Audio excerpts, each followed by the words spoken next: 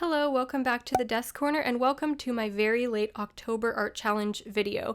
I'm using my Mission Gold travel-sized watercolor palette for this challenge just to keep the palette relatively simple, although I know this is still a lot of colors, but it's less than my full palette is.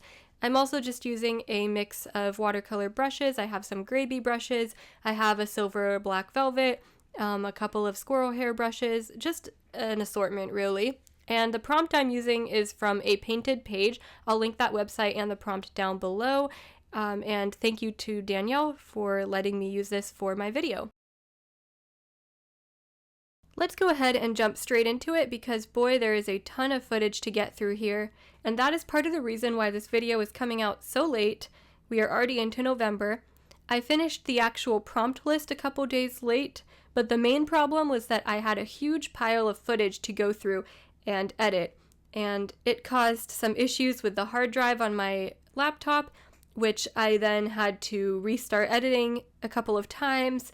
There were other issues due to just how much storage it was taking up and how it was making my computer run slower, and oh boy, a lot of it was just my fault for leaving that huge heap of footage to just work on at the end with all the files. But I did figure it out eventually, just with a few headaches, and it is coming out late, so again, I apologize for that. Now the first prompt here is Mushroom Studies, and that was not actually the first on the prompt list, but it was one of the prompts on the list, and I already had a sketch that was in my Paul Rubens Watercolor Sketchbook sitting there for a long time. It didn't even have Fineliner or anything. I realized that that sketch would work really well for this prompt, so I decided to move that one forward. I only chose to do 15 out of the full 30 prompts from the list. That is because I just knew in my heart I could not commit to doing a full 30 days, especially with how busy the month of October was for me, and 15 was enough of a challenge, especially with all the footage, so I'm glad that I didn't end up doing the full 30, although the full list is very fun, so if you want to see the full list, I will link that down below as I mentioned before, and definitely check that out because it's a fun one. And it's fall themed as well. Now back to the mushroom studies. I was really enjoying how these turned out until I decided to go in and do that background. It was really just unnecessary and not all pieces need a background. I kept making it darker, trying to make it something I would like better, and realized that I was just making it worse.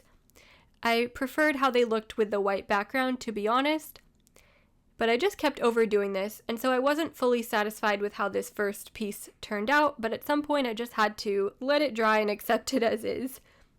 The second on the list was Pumpkin Princess. I think it's actually first on the official list. On my list it was second. I'm going in with this gorgeous blue. I think it's cerulean blue or maybe peacock blue is that really bright color. And this one gives a lot of Cinderella and Halloween vibes, which I tried to incorporate Halloween vibes into some of the pieces, and others are just more fall or even Thanksgiving. Now this one is very imperfect, very sketch-like, and I was okay with that. Some of these prompts I'm going to actually work on a lot longer than others. This one was one of the ones I worked through rather quickly because it was more simple. And again, it wasn't perfect. As you guys could see, the circles are not even perfect, and it definitely looks like something that would be in a sketchbook, but I think that that's okay. I was running into issues related to the watercolor paper.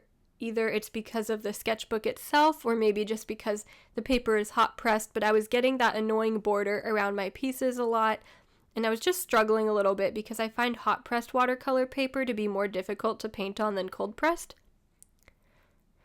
But I had to just roll with it at this point because this is what I chose to do for the challenge. The next sketchbook I get for watercolor will definitely be cold pressed. If you have recommendations, let me know in the comments down below. The pumpkin was looking rather cartoon-like, and I think that was kind of the nature of the piece anyway, but I wanted to kind of give it a little bit more depth and make the actual pumpkin look a bit more round as well. Not sure I love how the wheels turned out, and not sure it was necessary for me to actually paint that brown color in, but that's alright. I do think that the actual pumpkin carriage itself looked a lot better once I actually added some more deeper oranges into it and created more depth. And overall, I like how this piece turned out. It was very cute and very sketch-like. And I will be doing a flip through at the end, showing all the completed pieces since I'm going through the footage so quickly.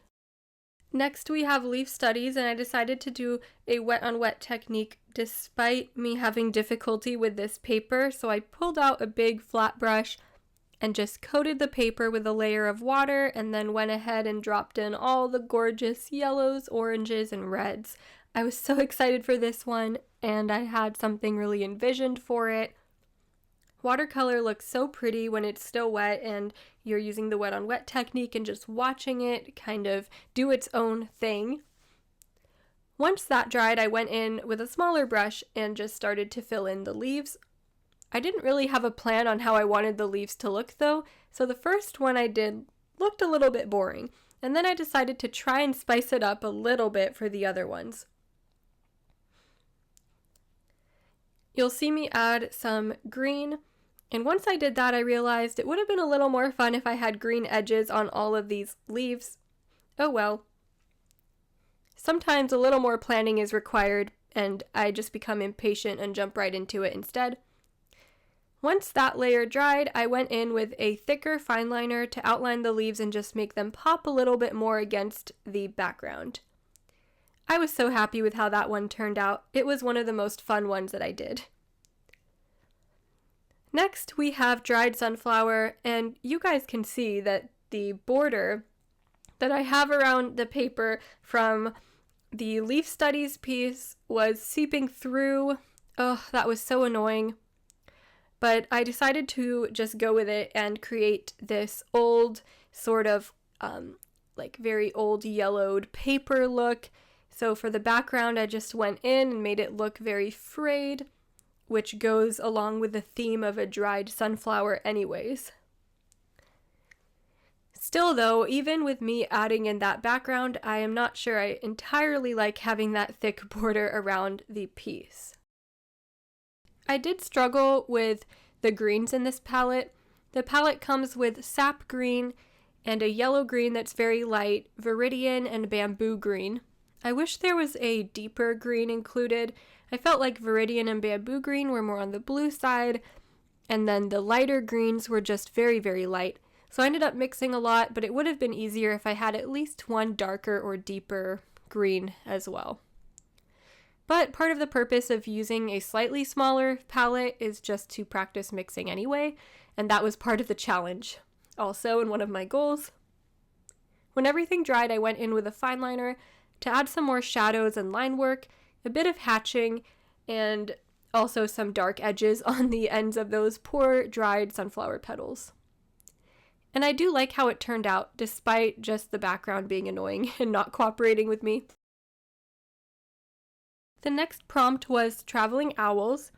I originally envisioned a winter theme and a snowy background, but I wanted to keep things a little more on theme for fall, so I changed it to a very harvest-looking background instead. My regret here is that I kept the owls almost monochrome with the background and I didn't use more color. I wish that I had done the owls in a different color to create more of a contrast with that orangey looking background that was very much like burnt sienna, yellow ochre, and black. And so this piece was just a little more on the boring side to me, even though I loved how the line work turned out when I was finelining it. I don't know if I liked how it turned out after painting it. It still looks very fall themed, of course, but I feel like it could have been a little better or more interesting. At least it matches with the dried sunflower though. Next is one of my favorites, which was Hibernating Bear. I drew Pooh Bear sleeping in his chair next to the window and it's raining outside, and I used a couple of different reference images from the cartoon to draw this. I had a lot of fun painting this one in. I think that it's just so cute, and it wasn't super complicated to paint in either. It felt more like I was coloring in a coloring book. And some of the pieces that I did throughout this challenge were like that, and those ones were fun to do. So even though it was relatively simple, it actually took me a while to paint just because I would wait for things to dry and because I was using a smaller brush just to get in some of those smaller areas and trying to figure out what colors to use for everything as well. The original line work was not very detailed either. I realized that as I was painting and realized that I would have to go back later when everything dried just to create some more detail. I wasn't really sure what to do with the floor, but I liked how it turned out here at the end. I did some yellow in the middle there and just painted all the way down to the bottom. Tried to add some shadows as well, but I'm going to do that with my fineliner in a moment. Once everything dried, I think on a different day, I went in and just fine-lined and added a bunch of detail, thickened some of the lines that were already there, added some more shadows. So this one actually took me longer than I expected it to, but I was really happy with how it turned out in the end. I love his little pots of honey sitting next to him as well. And I was glad I had at least one picture that incorporated rain into it. I haven't got much rain where I live, or pretty much any rain for the fall season. So maybe I'm just sort of missing that right now. Next we're doing Pumpkin Patch, and I was very determined to make this one more Halloween themed. So I drew in these cute jack-o'-lanterns, and most of the work was really in the line art as I did the faces and filled them in, just to create that contrast against the watercolor. And I really just wanted to make these colorful and not just all traditionally orange, so I went in and just made some fun ones, purple, green, pink, a couple of orange ones. But I knew that I would have to add something more to the piece as well. So of course I have those little vines and leaves, and I was filling those in with my detail brush, which I'm famously not great with a detail brush either. I think that everything turned out all right, but as I was working on it, I was thinking, what else could I do to make this a little bit more fun? And I decided I'd have to add in a background.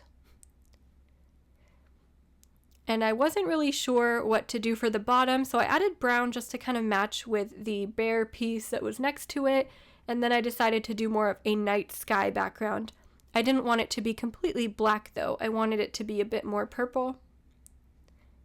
So I went in and filled all of that out. I think it was really cute actually. It didn't turn out quite as dark as I would have liked it to.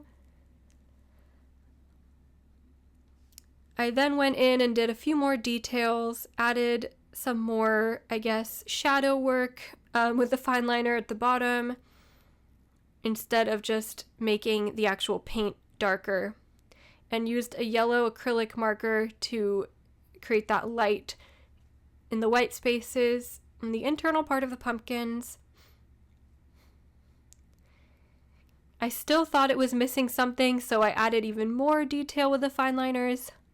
A lot of these pictures I ended up adding so much extra with the fine liners, which I think made them turn out how I was envisioning, even though I was hoping to practice more with watercolors. But it's more of a combination of watercolors and pens for this challenge for me. The stars didn't turn out quite as bright as I was hoping, but I did add some stars in with the white gel pen.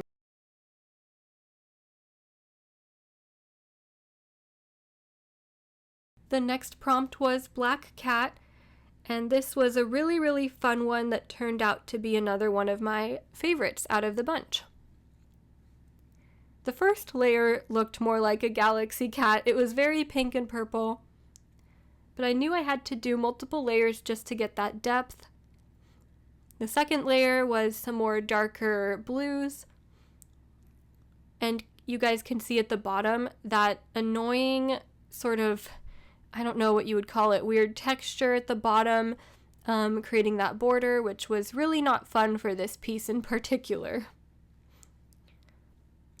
I wanted the cat's eyes to be yellow-orange and very Halloween themed.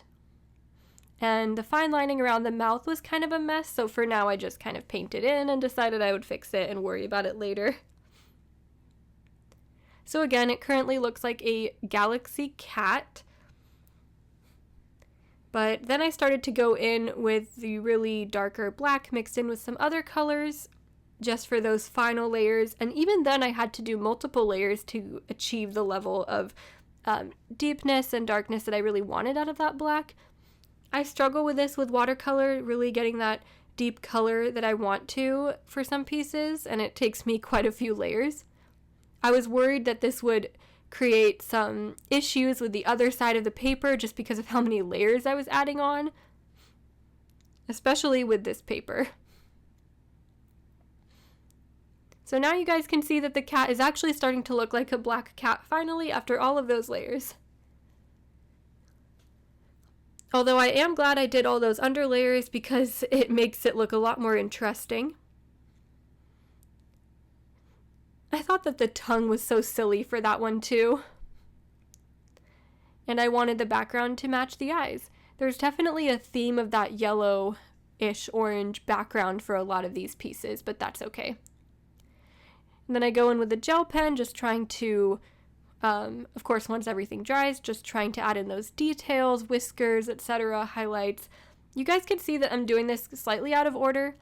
I had to wait for some other pieces to dry, so you'll see that a little bit throughout this video. I try to keep things in order, but at times you can see that things are a little bit out of order, and that's okay. So this one was Tree Fairy, and for this one I just did a little fairy house. It was one that was more fall themed rather than just Halloween. This was another one that felt more like I was painting in a coloring book. You guys could see that I gave up on that orange door. I wanted to make it a little more bright and stand out more, so I did red, which I think goes better with the other colors as well. Again, the line art for this one was just not very detailed, so I knew I would have to go in and fix that up later. It was just very, very basic. And honestly, at this stage in the piece, I thought it was kind of boring, wasn't really happy with it, so I decided to go in with a background, a very foresty background with a lot of greens. You guys might notice that the greens I'm using throughout this whole challenge are just very uniform, and that is because I'm mostly using sap green mixed with other colors to try to create more depth. But again, the Viridian was just a little too blue, so for the most part I'm using the same palette of greens throughout the whole challenge for all the prompts.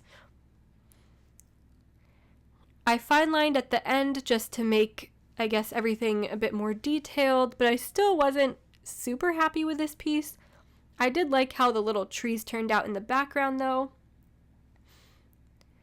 I think outlining it a little bit darker helped for the actual treehouse to stand out more. I drew in some birds. At first I was going to try to draw fairies in, but I kind of gave up and drew in some birds, and now I wish that I hadn't.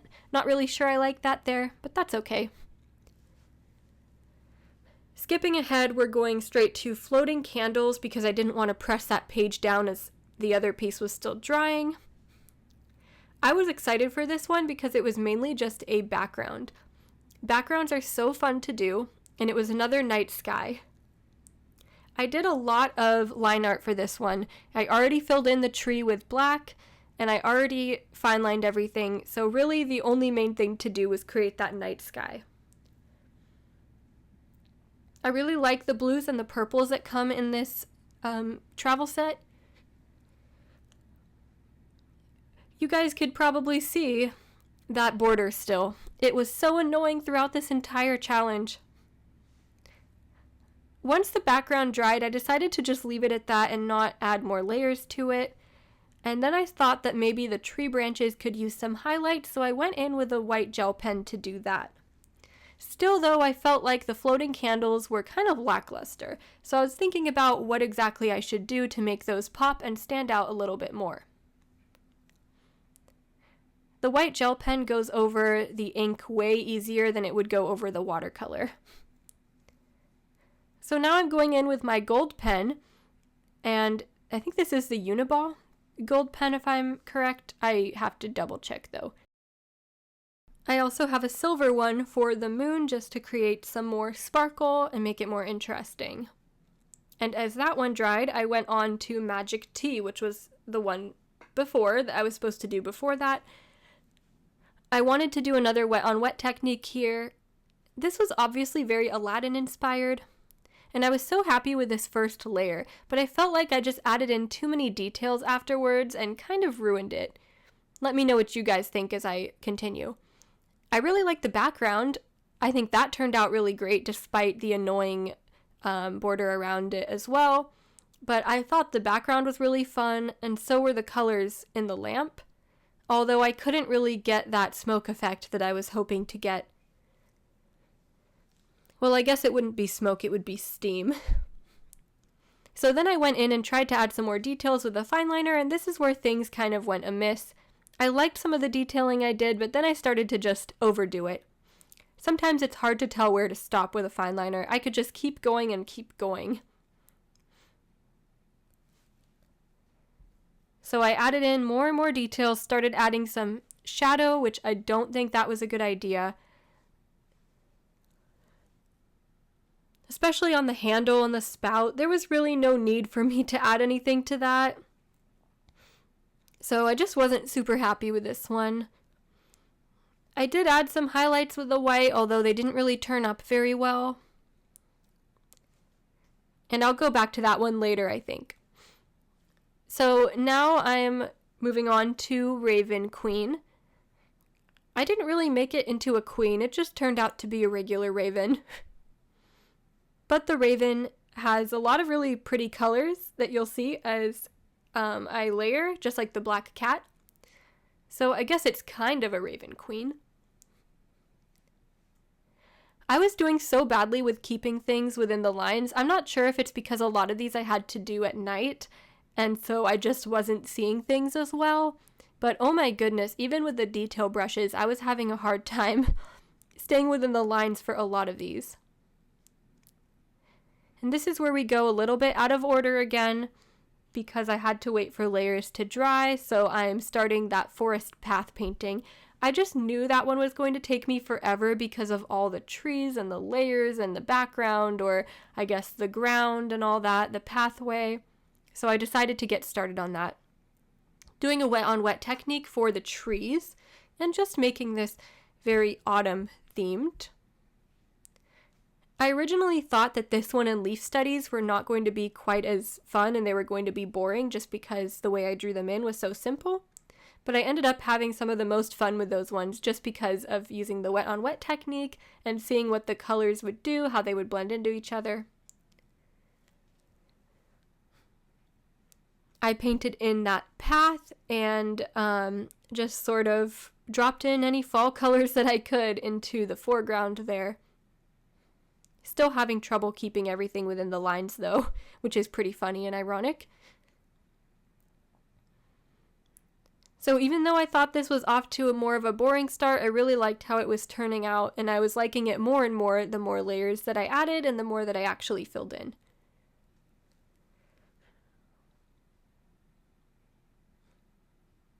So now back to Raven Queen. Just like the black cat, I thought this one needed a proper orange background, but I wanted to incorporate some even more deeper oranges and even reds into this one to make it stand out just a little bit more. The goal was to have it be a raven flying through the Halloween night sky. That border is showing up again at the top, if you guys can see that. For Forest Path, I wanted to just make some of the trees and leaves stand out, so I actually went in with a thicker fineliner just like I did for Leaf Studies. And then for Raven Queen, I needed more layers. This one I wanted it to stay more blue and not purple, so I was really just going in with some of those deeper blues mixed with black to create those that final layer.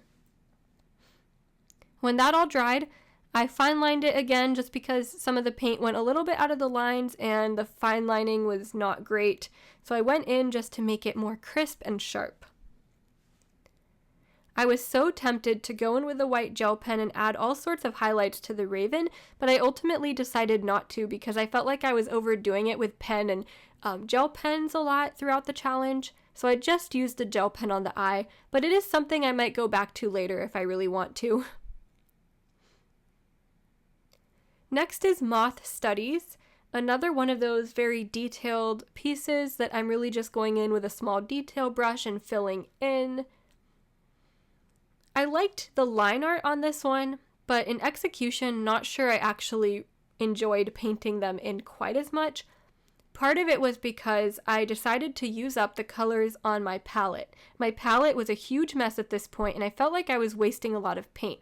So instead of making the moths the brownish colors that I was originally intending to, like brownish gray and very muted, I decided to also make some of them brighter just to use up some of the paint on my palette. So that top moth I'm working on right now is more how I envisioned the whole spread to be. Some of the other ones ended up looking a bit more like butterflies. Honestly though, I think that's okay. I'm almost thinking it would have been better if I did more of the bigger moths because I liked how those ones turned out more than the smaller ones. Then I wanted to create that old paper look, so I went in again, just like how I did with the dried sunflower, and just created that very old yellowed paper background. And we've made it, you guys, to my very last prompt, which is fall recipe. I thought this one would be perfect for the last page because Halloween was now over and I'm thinking about Thanksgiving. So I did this pumpkin pie. Really, I just did some base layers with the watercolor and then a lot of pen on top. And I'm just going to speed through this one because it's relatively simple. And this video is just getting very, very long as we near toward the end here. I was using a smaller detail brush also for the majority of this, and so it took me a little bit longer just because of that, and I was waiting for the layers to dry. I did think about doing a full background, but I thought it would be better if I just left the background white and just did that shadow instead to make sure I wasn't taking away from the piece of pie. And then I used a white gel pen, brown fineliner, and even yellow for all of those details. And it was a lot of pen on top, but I really liked how it turned out. I thought it turned out so cute. And it definitely pops against that white background as well. Let me know what you guys think. Did I overdo it with the pen here? I can't really tell. And just like that, we are all done. Look at my palette. I had to clean it after this because I couldn't stand it looking like that. I used up most of the paint anyway. And now for a flip through of all of the completed prompts. I'm just going to play some music because I've been talking for so long now.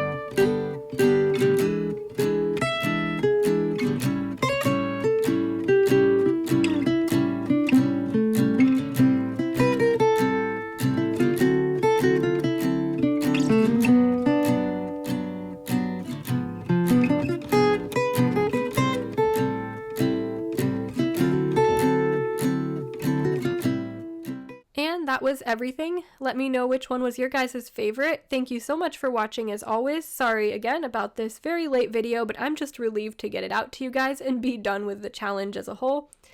And I will see you guys in the next one. Bye for now.